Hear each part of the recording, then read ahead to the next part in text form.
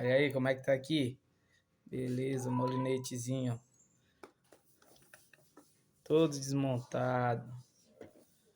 Fazendo aqui uma manutençãozinha desse rapazinho bem aqui, ó. Freio. Tinha quebrado isso aqui, ó. Tinha quebrado esse ferrinho aqui, ó.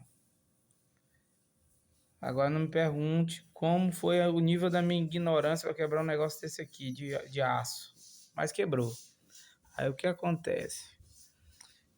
Tendo uma tralha dessa daqui, a gente tem um monte de molinha, de coisa que a gente pode utilizar. Aí o que eu fiz? Peguei uma mola dessa aqui, ó.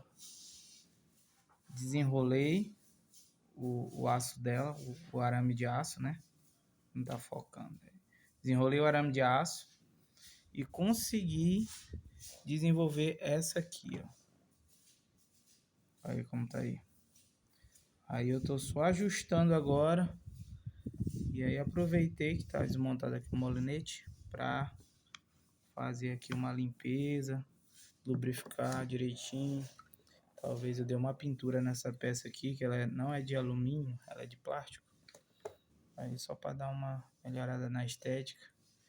E aí a gente vai trabalhando nesse sentido. Enfim, depois eu vou mostrar o resultado para vocês aí. Em funcionamento, se der certo, né? Claro. Se não der certo também, a gente mostra se não deu certo. Olha aí, beleza. Esse aqui é um molinetezinho aí, um dos primeiros que eu tive.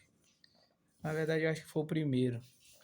É um pouquinho pesado, mas dá pra pescar tranquilo. E aí é isso aí, galera. Valeu aí, compartilhe se você achar legal. Se não achar legal também, não compartilhe. Ou compartilhe assim mesmo, tá bom? Beleza. Vamos pescar nojento.